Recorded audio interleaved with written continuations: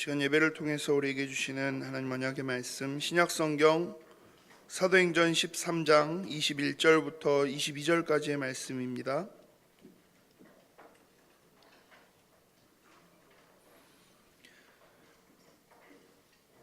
신약성경 사도행전 13장 21절부터 22절까지의 말씀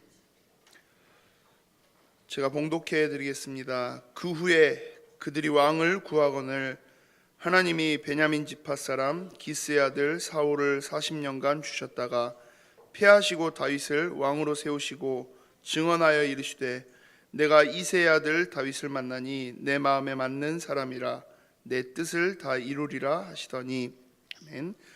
이 시대에 필요한 사람 제목으로 담임 목사님 말씀 주시겠습니다.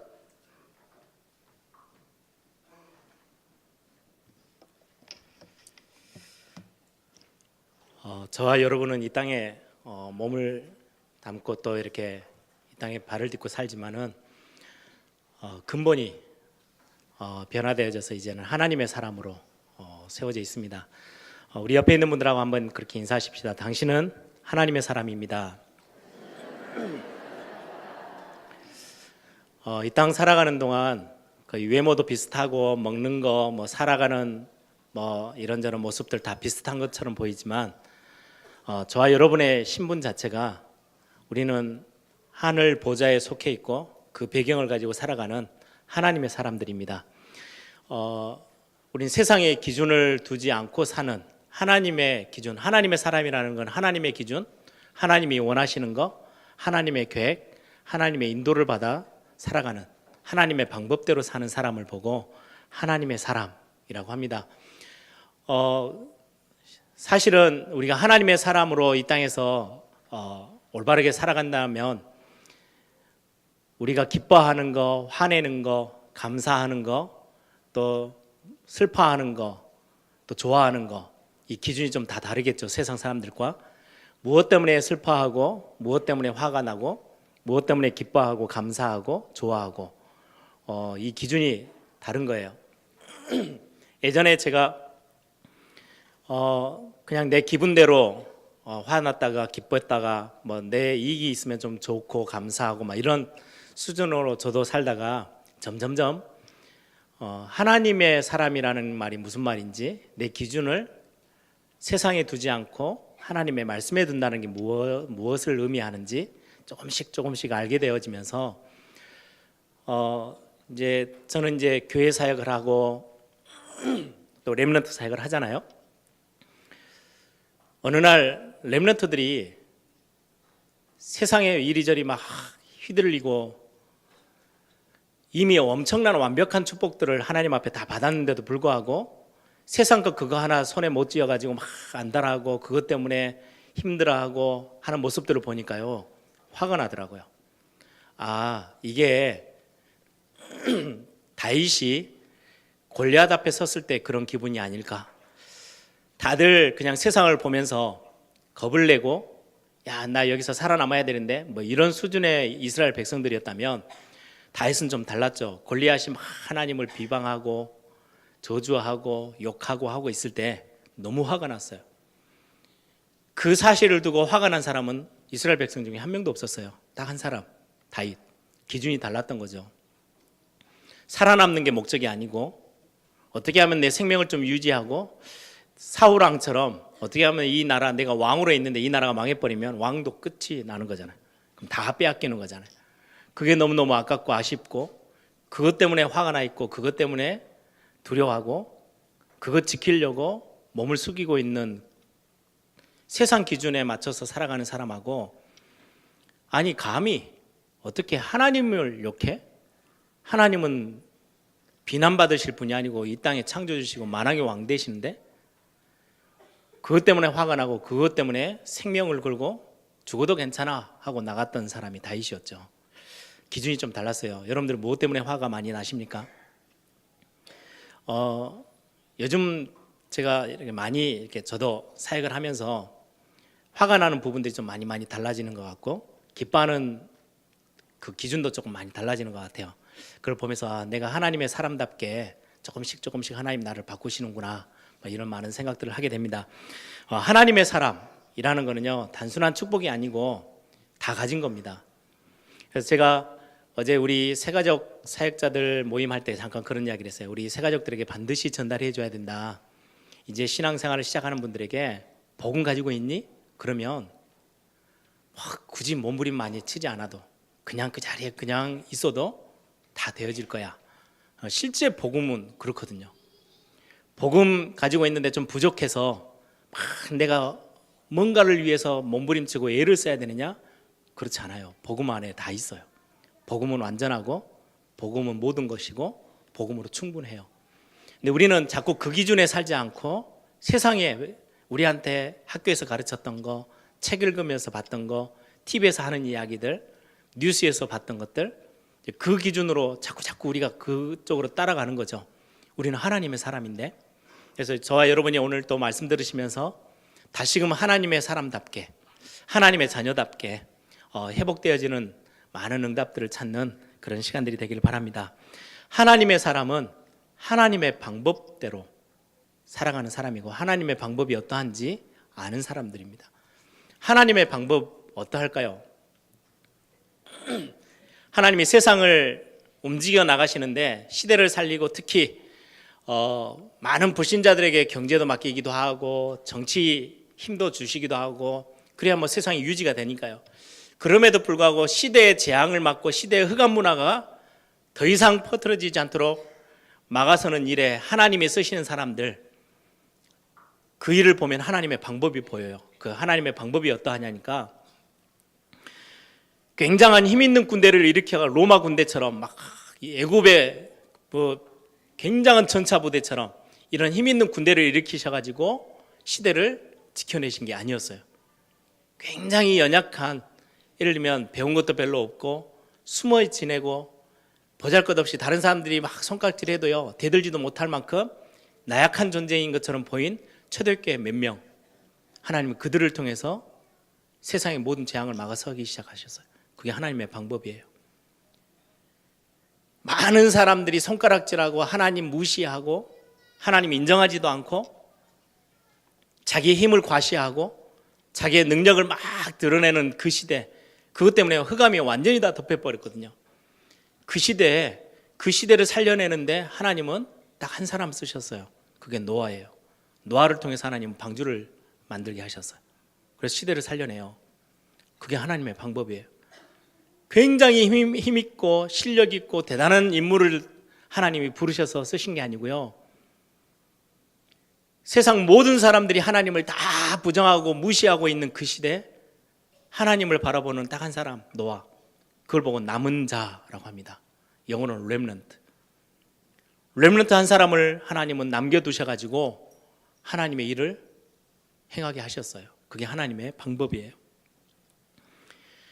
우상으로 완전히 덮여있는 그 시대, 재앙이 찾아올 수밖에 없죠. 재앙이 들이닥칠 수밖에 없는 그 시대를 막아서도록 하나님은 굉장히 배경도 없고 실패되어 있는 나라, 완전히 포로로 잡혀가 있는 상황 속에 다니엘, 새 청년, 그들을 하나님이 그 시대에 남겨두셔가지고 시대를 바꾸기 시작하셨어요. 하나님이 진짜 살아계심을 드러내기 시작하셨어요. 정말로 모든 배경 다 빼앗기고요, 노예로 팔려가 있는데 그럼에도 불구하고 하나님을 바라보고 있는 그 요셉이라는 인물을 통해서 세계복음화에 굉장히 중요한 모델로 삼으셨어요. 그게 하나님의 방법입니다. 그걸 보고요, 남은 자라고 해요. 우리가 렘넌트 운동을 하고 우리의 자녀들을 렘넌트로 키우자, 굉장히 중요한 이야기입니다. 다른 것, 세상의 것들 기준으로 막 살려내고 그렇게 키우고 교육시키는 게 아니고요, 야, 복음이 뭔지 아니? 기도가 어떤 건지 알아? 야, 네 안에 생명이 있다는 게 무슨 말인지 알아? 이거 이해하도록, 그리고 그 언약 전달하는 거, 그거 전달받은 남은 자 몇 명이요 시대를 바꿨어요. 그래서 저와 여러분이 해야 될 사명이요 얼마나 중요하고 대단한지요. 사람들한테 많은 인정도 받지 못하는 것처럼 보이고 실력이 대단하지 않은 것처럼 보여도 전도자 몇 명들 때문에요 하나님은 시대의 재앙을 막아서셨어요. 기도하는 몇 사람, 한두 사람을 통해서요 하나님은 시대를 살려내셨어요. 그게 전도자의 기도들이에요. 우리 교회 보면은 이제 많은 중직자들이 렘넌트들을 위해서 헌신하고 뭐 인턴십도 해주고 어떻게든지 뒤에 배경이 되어주려고 많이 애를 쓰시고, 또 우리 성도님들이 장학금을 해서 우리 장학위원회가 막 그걸 잘 가지고요 또 심부름하고, 우리 또 산업선교회가 많은 기도 제목들을 가지고 뒤에 배경이 되어주려고 하고요. 예, 굉장히 소중한 사역이에요. 누가 알아주든 알아주지 않든 이게 하나님의 방법의 비밀을 알고 있는 거죠. 한두 사람에 불과한 것처럼 보이는데 우리가 많은 숫자만 대단한 일을 한 것처럼 보이지 않아요. 몇 명에게 힘 좀 주고 그러면서 그 뒤로 진짜 하나님의 언약이 무엇인지 전달하고 복음의 비밀 전달했는데, 하나님은 그런 인물도 몇 명을 남겨두셔가지고 시대를 바꾸셨어요. 여러분들이 지금 어떤 일을 하고 계시는지 알고 계셔야 그게 응답이 될지, 그게 어마어마하게 대단한 일을 했는데도 시대 재앙을 일으키는 일이 되는지. 세상에 엄청난 인재들을 막 키우잖아요. 어떻게 보면 교회가 따라가지 못할 만큼이요 앞서서 인재들을 키워요. 근데 그게 결국은 시대를 굉장히 어렵게 만들었어요. 세상 사람들이 가고 있는 속도를 보면요 교회가 따라가지 못할 만큼이에요. 어느 정도냐니까 거의 세상은 막 외제차 타고요 막 길 뚫어져 있는 막 고속도로를 막 쏜살같이 달려가고 있는데 교회는 자전거 타고 막 뒤따라가는 그런 모습. 교회는 굉장히 많이 뒤처져 있는 모습처럼 보여요. 옛날에 우리 대한민국이 막 활 쏘고 칼질하고 이렇게 있을 때 옆에 있던 나라 일본은요 총 들고 와서 싸우는데 한국이 이길 수가 있습니까? 우리나라가 이길 수가 없죠. 총 들고 오는데 활 가지고 어떻게 이깁니까? 그래서 그 나라가 막 총 들고 설칠 때 저 더 큰 나라가요 폭탄 들고 와가지고 터뜨리니까요 꼼짝을 못했어요. 이길 수가 없는 거예요. 꼭 그런 싸움처럼 보여요. 교회들이 여러분들 눈을 뜨셔야 돼요. 그냥 우리 열심히 하고 큰 교회를 만들고, 세상은요 눈에 보이지 않는 막 더 큰 것들로요 인재를 키워가면서 막 나갑니다. 그게 나중에 재앙 더 가져오는 일인지도 모르고 막 그렇게 뜁니다. 우리 교회가 어떻게 보면 작은 일처럼 보이지만 렘넌트들을 위해서 후원하고 뒤에서 가르치고 중요한 언약을 한 명 한 명에게 전달하고, 그래서 여러분들 자녀들 보면서 우리 교회에서 뛰어노는 렘넌트들, 대학생들 어떻게 보면요 저 애는 빨리 직장 취직해야 되는데 왜 저렇게 헤매고 있지? 그렇게 보여지는 렘넌트들이 있습니까? 그렇지 않습니다. 복음이 전달되어져 있는 한 명을 하나님은요 부르셔서 정확한 시간표에 하나님이 일을 하셨어요. 그게 하나님의 방법이에요. 그래서 여러분들이 하나님의 사람이라면 하나님의 방법이 무엇인지 알고 거기에 우리의 많은 시간과 생각을 그쪽에 향하여야 할 것입니다. 저와 여러분이 오늘 또 중요한 응답들을 찾아내는 시간 되길 바랍니다. 우리가 힘을 내서, 그래서 우리의 후대들과 우리 성도님들에게요 올바른 교회가 뭔지, 올바른 복음이 무엇인지, 전도가 뭔지, 선교가 뭔지, 렘넌트 운동이 어떤 건지, 세계복음화 무엇인지, 이런 언약들이요 전달되어지는 사역 굉장히 중요합니다. 한두 명만 이해하고 이거 알아듣고요 깨달아 버리면 시대를 하나님은 그들에게 맡기셔서 하나님이 일을 하십니다. 이게 하나님의 방법입니다. 한국교회를 보세요. 굉장히 교권이 있고 막 교회에 힘을 자랑하던 사람들을 하나님 쓰시지 않고요 어떻게 보면 힘에 눌려서 결국은 생명을 다 잃었던 순교자 몇 명, 주기철 목사님, 손양호 목사님, 한상도 목사님, 이런 순교자 몇 명 때문에 한국교회가 든든히 세워졌어요. 그게 하나님의 방법입니다. 그 말은 힘 다 빼고 실패해도 괜찮아 그 말이 아니고요 연약해도 이 복음 가지고 있는 사람, 하나님의 언약이 전달되어져 있는 그 몇몇 남은 자, 소수지만 그것 때문에 여러분들이 보고요 이건 안 되겠구나. 아니요, 그건 우리 생각이지 하나님의 방법은 그렇게 하셨어요. 여러분들이 오늘 중요한 최고의 응답들을 가지시길 바랍니다. 특히 혹시 위기가 온다 할지라도 흔들리지 마세요. 렘넌트 7명이 그랬거든요. 이 하나님의 방법을 알고 있기 때문에 굉장히 어려움이 닥쳐오는데 속지 않았어요. 현실에 속지 않고 자신의 모습에 속지 않고 세상의 많은 소리에 속지 않았어요. 하나님의 방법을 알고 있기 때문에. 저와 여러분 오늘 또 하나님의 말씀 앞에 든든히 세워지는 그런 응답이 있는 날이 되길 바랍니다. 이 시대에 필요한 사람, 오늘 제목이죠. 이 시대가 필요로 하는 사람, 성공자를 필요로 하는 게 아니고요. 수많은 성공자들이 일어났는데도 불구하고 재앙을 막지 못했어요. 이 시대에 닥쳐오는 흑암의 문화, 흑암 세력의 어마어마한 역사들을 막아낼 수 있는 사람, 그걸 하나님은 필요로 해요. 그 사람들을 하나님이 찾고 계세요. 그런 인물들을 많이 훈련해서 세워내는 교회가 하나님이 원하시는 교회예요. 대단한 규모를 자랑하고 어마어마한 숫자를 자랑하기보다는 숫자 자랑은 뭐합니까? 속을 들여다보면 미자립 성도들이 얼마나 많은데 스스로 신앙생활이 안 돼요. 분위기 따라서 휘청휘청거려요. 그런 인물은 세상에 나가서요 하나님의 일에 쓰일 수가 없어요. 그래서 여러분들이 오늘 좀 중요한 답들을 여러분들이 찾아내는 응답의 시간 되길 바랍니다. 그러면 이렇게 하나님이 남은 자 몇몇을 쓰셨는데 그 사람들의 특징이 어땠고 그들의 신앙생활의 색깔은 어떠했는지 오늘 말씀을 통해서 좀 확인해 봐야 되겠습니다. 그러기 전에 세상에서 키워내는 인재들, 세상에서 지금 말하고 자꾸 훈련시키고 있는 사람, 귀중한 인재라고 말하는 그런 사람들 어디에 중심이 딱 맞춰져 있는지 그들의 색깔은 어떠한지 우리는 좀 봐야 되겠습니다. 교회가 3단체 이야기하는 데는 우리밖에 없을 겁니다. 그렇죠? 거의 3단체가 뭔지도 모르고 있는 교회들도 참 많고요. 왜냐하니까 그거하고 우리 교회 부흥하고 별 큰 영향력이 없거든요. 그런데 실제로 영적인 눈을 뜨고 보면 세상이 실제 엄청나게 파고 들어와 있어요. 뉴에이지 문화요. 교회는 겨우 해봤자 주일날 예배하고 아이들 막 암송시키고 주일날 와서 막 이렇게 하는 공과 공부하고 뭐 이런 수준이라면 뉴에이지 운동은요 전 세계 TV 저 깊숙한 곳까지 다 파고 들어와서요 광고 하나, 드라마 내용, 영화 모든 책, 글, 그림 안 파고든 데가 없어요. 다 파고 들어와 있어요. 우리는 너무 이제는 익숙하게 무슨 초능력 과거로 돌아가고 뭐 이상한 그런 어떤 초월적인 힘들 우린 TV에서 그냥 다 우리 아이들과 함께요 다 같이 그냥 보고 있어요. 심각한 뉴에이지 문화가 다 들어와 있는데도요 그냥 다 봐요. 근데 심각한지를 전혀 몰라요. 이게 세상 문화를 다 장악해 있거든요.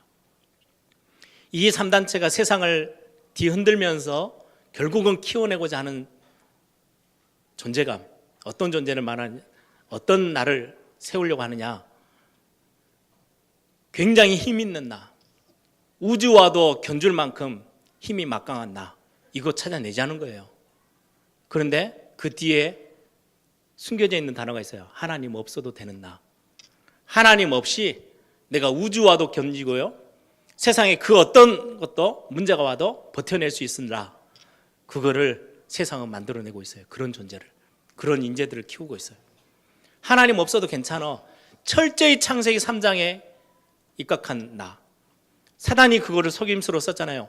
너 하나님 없어도 돼. 선악과 먹으면 하나님 없어도 네가 하나님처럼 될 수 있어. 예, 그게 세상에서 말하는 나예요.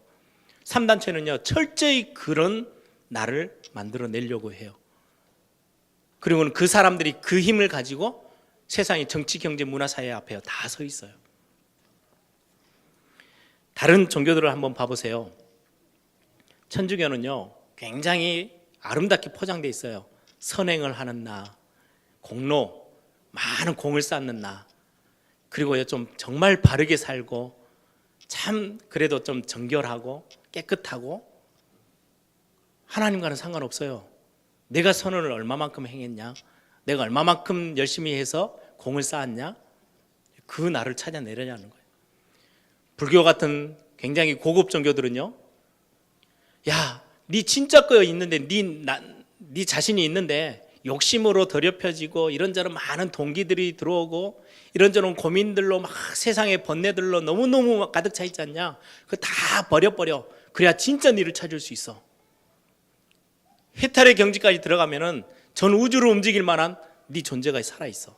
근데 너무 욕심으로 다 덮어서 더러워져 있지 않냐? 다 버려라, 그냥 다 비워 라고 이야기해요. 결국은 하나님 없어도 굉장히 힘있게 세상 앞에 설 수 있는 성공할 수 있겠다는 나를 찾으라는 거예요. 모든 종교가 다 그래요.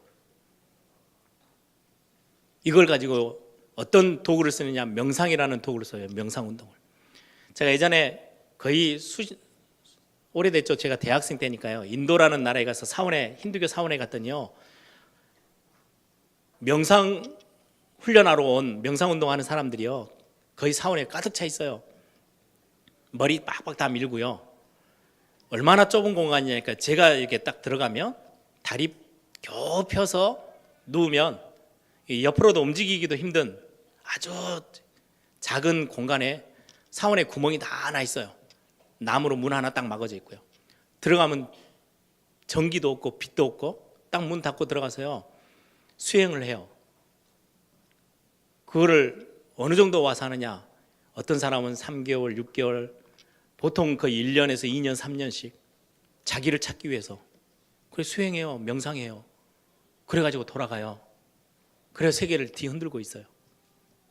전 세계에서 다 와 있어요. 명상운동 한다고. 교회에서 예를 들어서 한 달만 매일같이 교회 나오세요. 그럼 다 도망가 버릴걸요. 그런 교회 안 다니려고 할걸요. 근데 그 사람들은 1년씩 2년씩 매일 그 이상한 구멍 같은 데 들어가 가지고요, 자기를 찾겠다고, 좀 더럽혀진 나 다 버리겠다고. 근데 성경은 얼마나 정확하게 표현하고 있느냐. 마태복음 12장 43절에서 45절에 보면 안에 있던 마귀가 쫓겨나가 가지고요, 비어 있어요. 근데 갈 데가 오갈 데가 없으니까 막 이리저리 돌아다니다가 마귀가 다시금 옛날에 자기가 거처했던 데를 갔더니 수리되고 소재되고 청소되고 깨끗이 비워져 있어요. 그냥 들어가지 않고 더 악한, 자기보다 더 악한 7을 데리고 들어가서 완전히 자리를 딱 잡았어요. 성경은 그렇게 이야기해요. 나를 비우고 나를 찾겠다고요? 주인이 하나님이 아닌 한 세상의 영 사단이요, 완전히 사로잡아요. 비우고 청소하고 깨끗하게 하는 거요, 좋은 게 아니에요. 그냥 대충 사는 게 훨씬 낫지. 성경이 정확하게 표현해요.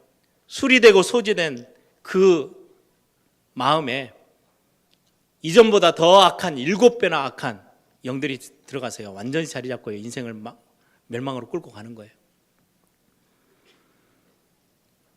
많은 사람들이 이런 영적인 비밀도 답도 모르고 자꾸 세상에서 말하는 그 나, 힘 있는 뭔가 인재, 그쪽으로 막 사람들이 가요.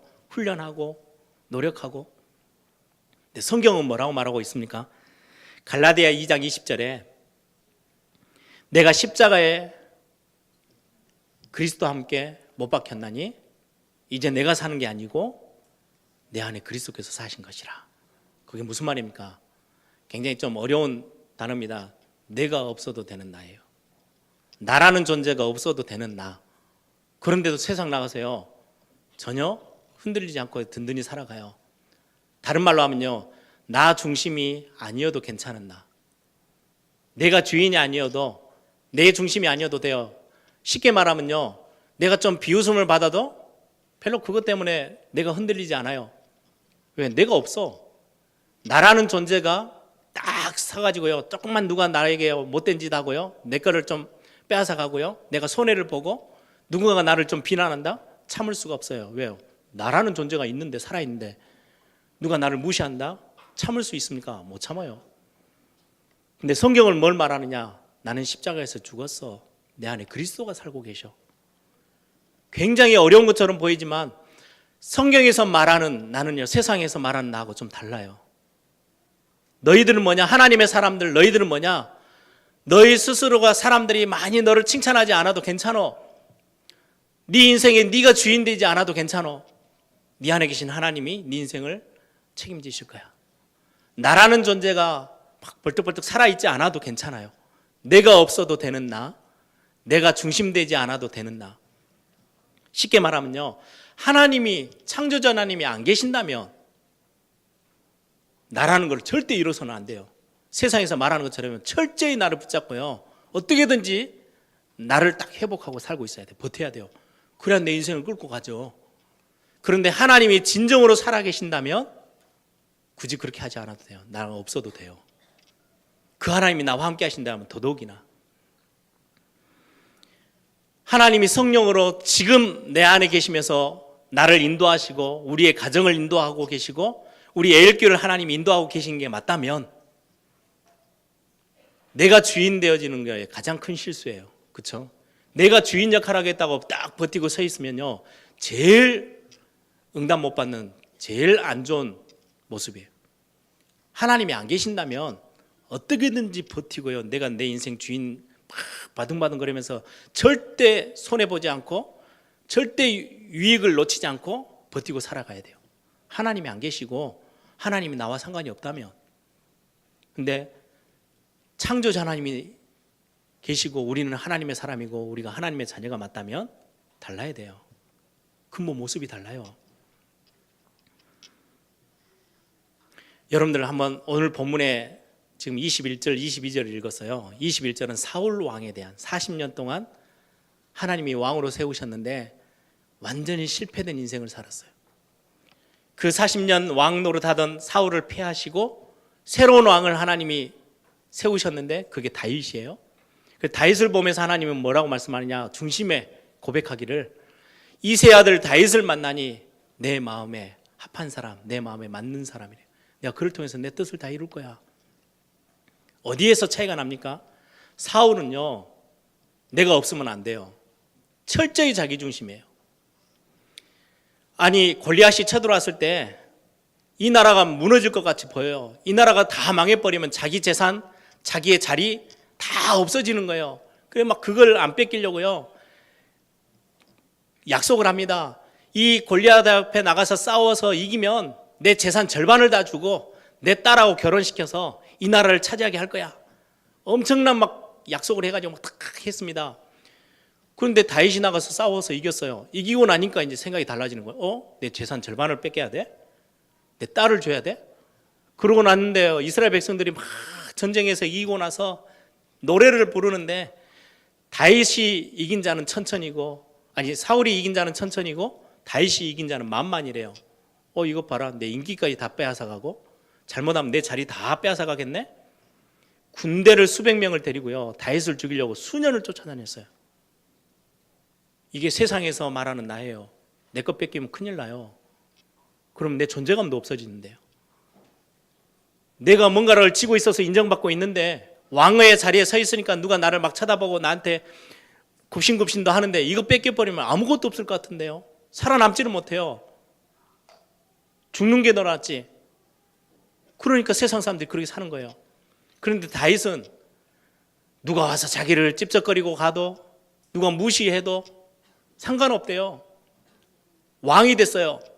그럼 뭔가 막 의시되고 대단해야 되는데요, 내가 왕인데 아니야, 왕이신 나의 하나님, 하나님이 왕이신데 나는 왕 아니어도 괜찮아. 그래서 다윗의 고백을 들어보시렵니까? 여호와가 나의 목자가 되시니까 나는 부족함이 없습니다. 상관없대요. 내가 왕으로 있든 누가 나를 무시하든 죽이러 잡으러 쫓아다니든 내가 지금 상태가 어렵든 내 재산을 잃었든 내 건강이 어려워졌든 아무 상관이 없대요. 괜찮대요. 왜요? 여호와가 나의 목자가 되시니 내가 부족함이 없습니다. 이게 성경에서 말하는 나예요. 내 중심으로 살지 않아도 되는 나, 그래도 전혀 문제가 되지 않을 그 수준의, 왜요? 복음이 그래요. 복음 가지고 있는데. 그래서 저는 저 어렸을 때 저희 아버지가 가정예배 드리고 교회에서 거의 뭐 매번 반복되어지는 설교처럼 보여지는 사도행전 13장 22절, 이세 아들 다윗을 만나니 내 마음에 합한 사람이야. 그 본문을 이야기하면서요, 듣기 싫을 만큼 이야기를 하셨어요. 사람들이 칭찬해주고 인정 안 해줘도 괜찮아. 너무 보잘것없는 일을 해도 괜찮아. 하나님하고 통하면 되잖아. 그게 하나님이 원하시는 일이면 그게 되는 거야. 사람들이 칭찬 안 해주고 사람들이 알아줄 만큼 큰 일을 못 해도 괜찮고 대단한 일을 하지 않아도 상관없어. 지금 와서 이게요, 얼마나 소중한 이야기인지, 얼마나 하나님과 통하는 이야기인지요, 저는 요즘 와서 더 많이 느껴요. 내 중심이 아니에요. 내가 인정 못 받아도 상관없대요. 왜? 십자가에서 내가 죽어버렸는데 다윗이 그렇고 바울이 그렇게 했어요. 자기는 이미 죽었대요. 제가 가지고 있는 건 배설물하고 똑같대요. 그 별로 필요가 없는 거예요. 그거 있어도 되고 없어도 되고, 내가 하나님을 바라보고 하나님께 인정받으면 되는 거야. 그 중심으로 살아가는 사람을 하나님은 남은 자로 쓰셨고, 하나님이 이 시대를 향하여서 필요한 사람으로 사용하셨어요. 그래서 사울왕은 철저히 자기 중심이었어요. 자기가 손해보면 절대 안 돼요. 자기 자리를 절대 빼앗기면 안 돼요. 자기가 드러나야 돼요. 어느 정도였냐? 그때 당시 이제 구약에서 제사 예배를 해야 되는데 제사장이 늦게 오는 거예요. 예배 전체를 끌고 나가는 건 제사장이 하도록 하나님이 그렇게 지시하셨거든요. 그런데 제사장이 안 와요. 그래서 사울왕이 자기가 나가서 해버렸어요. 왜요? 자기 중심으로 돼야 돼요. 신약 시대는 목사가 중심에서 예배를 끌고 성도님들은 구경하느냐? 그렇잖아요. 너희는 왕 같은 제사장이요. 모든 성도들이 다 제사장의 역할이에요. 본인들이 하나님 앞에 예배하고 본인의 삶을 예배자로 드리고 하나님 앞에 이 모든 내 삶을 드리고요, 하나님 앞에 나아가고, 주체가 됐어요. 예배 주체가. 사울왕이 자기 중심으로 안 가는 거는요, 참을 수가 없어. 자기에게 손해되는 거는 절대 안 해요. 그럼 이를 앙당 물고 쫓아와요. 이게 사울이었어요. 하나님 앞에 쓰임 받을 수가 없었어요. 결국은 정신 돌고 귀신 들리고 인생이 완전히 무너졌잖아요. 나 중심이 아닌 하나님이 원하는 거는요,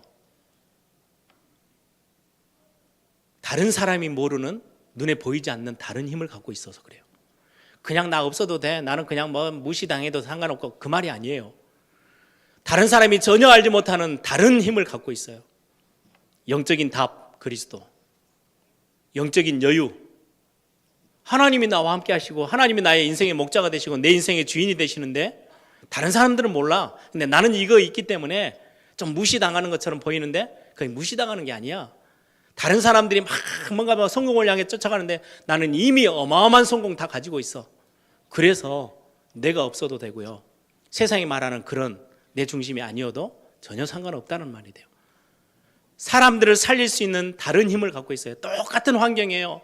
어렵고 힘들고 나에게 문제가 와 있고 우리의 가정에 자녀의 문제가 와 있고 건강에 문제가 와 있는데도 불구하고 똑같은 상황인데 안 무너지고 든든히 서 있어요.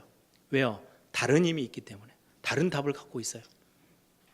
이게 하나님이 쓰시는 사람들이 굉장히 중요한, 성경에서 말하는 나예요. 그래서 이번 한 해 여러분들에게 지금 메시지가 계속 나가죠. 하나님이 만드신 나, 그게 여러분들이 지금 오늘 계속해서 말씀드리고 있는 거예요. 세상에서 말하는 그게 아니에요. 하나님이 만드신 나, 하나님이 준비해 두신 여러분의 것, 나의 것, 하나님이 예배해 놓고 완전한 축복을 준비해 놓으신 나의 현장 따로 있어요. 따로. 이 답이 있으면 굳이 사람들이 막 나를 인정해 주고 막 칭찬해 주고 박수 쳐줘도 뭐 기분도 좋지만 안 그래도 괜찮아. 내 중심이 아니야. 내 인생에 여러분들 하나님이 살아계시고 저와 여러분의 가정과 여러분의 인생을 진짜로 인도하고 계신다면 내가 주인 되는 만큼 큰 실수가 없어요. 내가 주인 역할을 한다면 큰 실수예요. 그렇죠? 하나님이 내 인생의 주인 되도록 자리를 내드리면 어마어마한 응답을 보게 될 건데요. 그래서 이 시대에 필요한 사람이라고 했을 때 시대 재앙을 막고 시대 저주를 막아설 수 있는 하나님이 필요로 하는 사람은 어떤 사람이냐?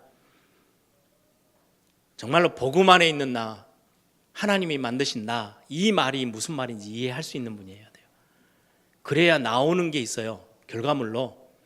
이 시대에 진짜로 필요한, 교회가 필요로 하고 하나님이 필요로 하고 이 시대가 필요로 하는 사람이 누군지 아십니까? 동기 없는 헌신할 수 있는 사람.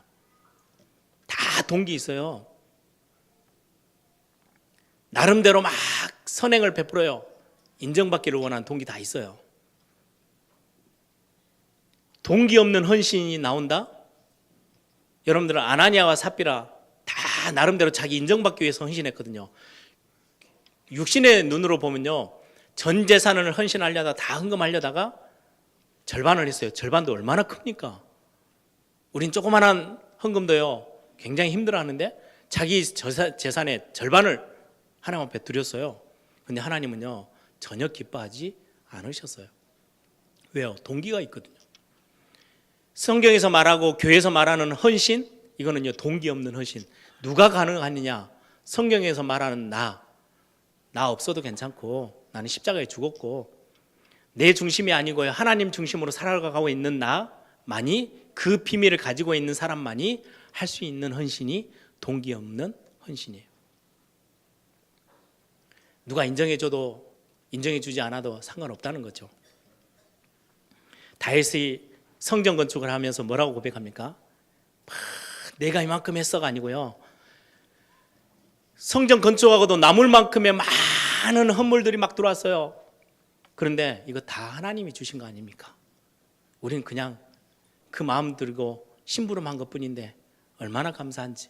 왜 그렇게 돼요? 동기 없는 헌신. 다윗은 그런 사람이었어요.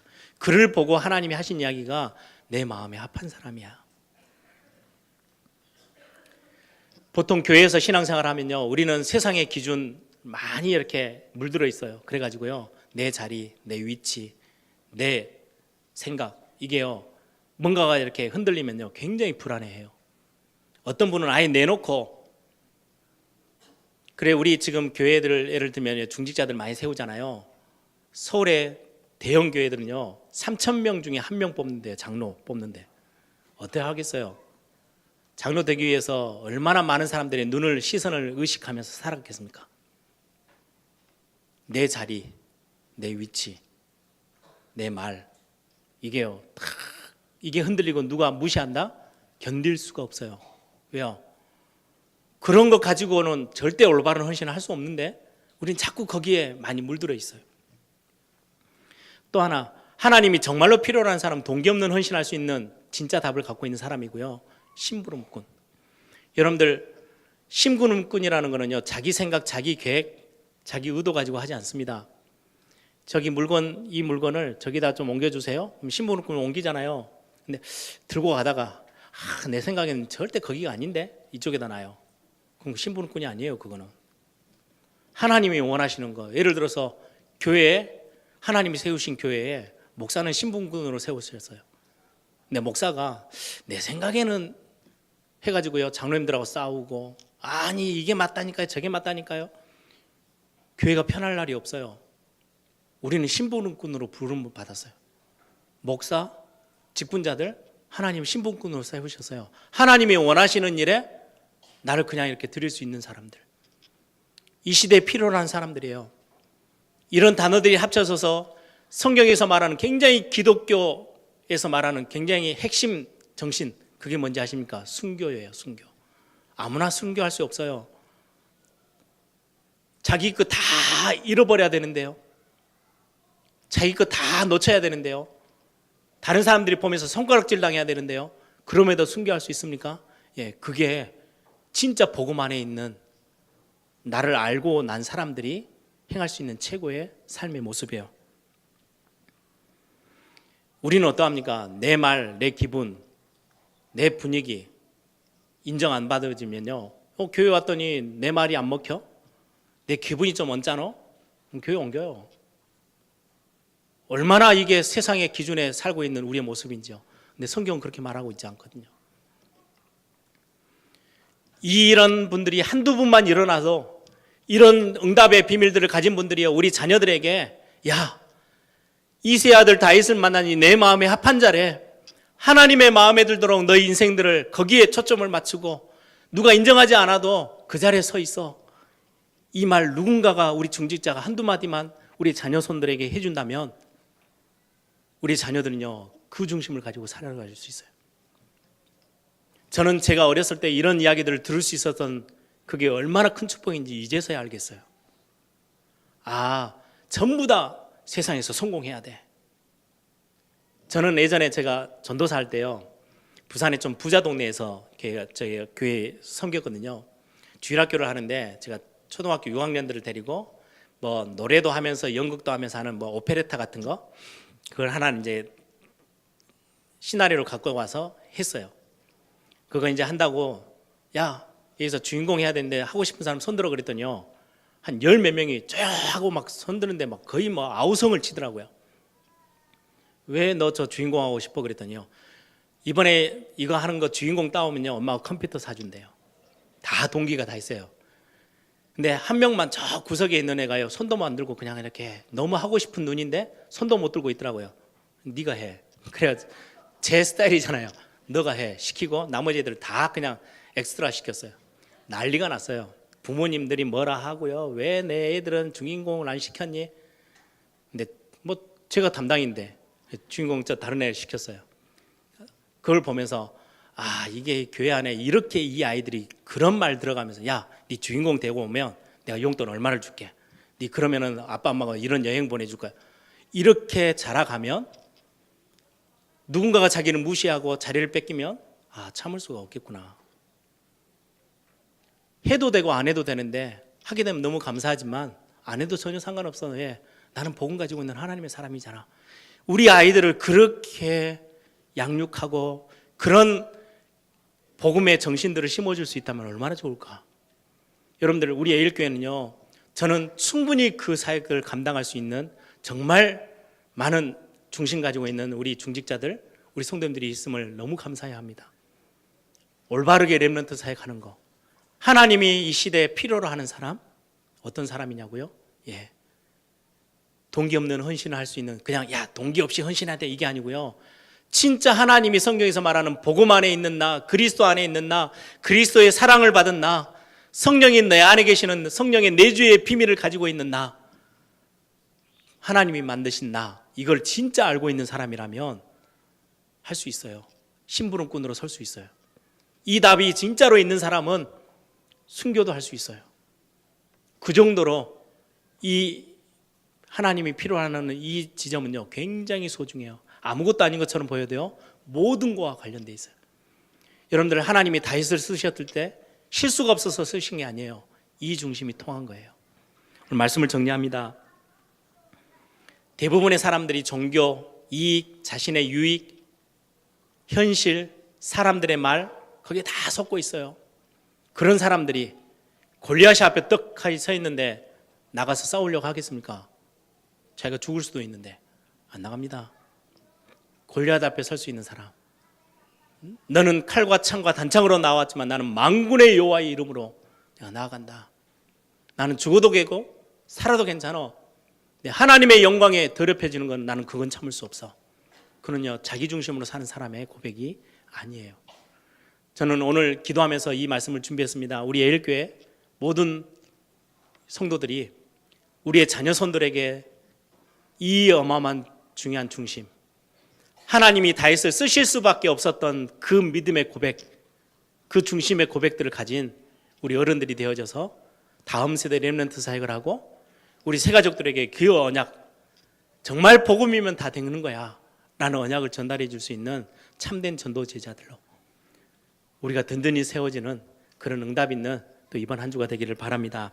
함께 기도하겠습니다. 세상은 거의 100% 자기 중심으로 살아가는 시대입니다. 절대 손해볼 수가 없는 거죠. 손해봐서도 안 되는 거죠. 근데 성경은 그렇게 이야기하지 않습니다. 내가 어찌되든 괜찮아. 무시받는 게 아니고 내 안에 아무도 건드릴 수 없는 전능자 하나님이 나와 함께 계셔. 그 하나님이 나를 이 시대 앞에 굉장한 응답의 사람으로, 시대 재앙 막을 수 있는 사람으로 하나님이 나를 그렇게 만드셨어. 그게 하나님의 사람이야. 여러분들이 이 답을 가지고 이번 한 주 여러분들이 현장 앞에 누가 뭐라 하든 이 시대에 살릴 수 있는 힘, 다른 사람들이 눈에 보이지 않지만 다른 사람 정말로 살려낼 수 있는 힘, 다른 힘을 가지고 있는 하나님의 성령에 충만한 그런 비밀의 사람들로 서 있는 이번 한 주가 되도록 하나님 역사해 달라고 이 시간에 한번 다 같이 우리 통성을 함께 기도하겠습니다.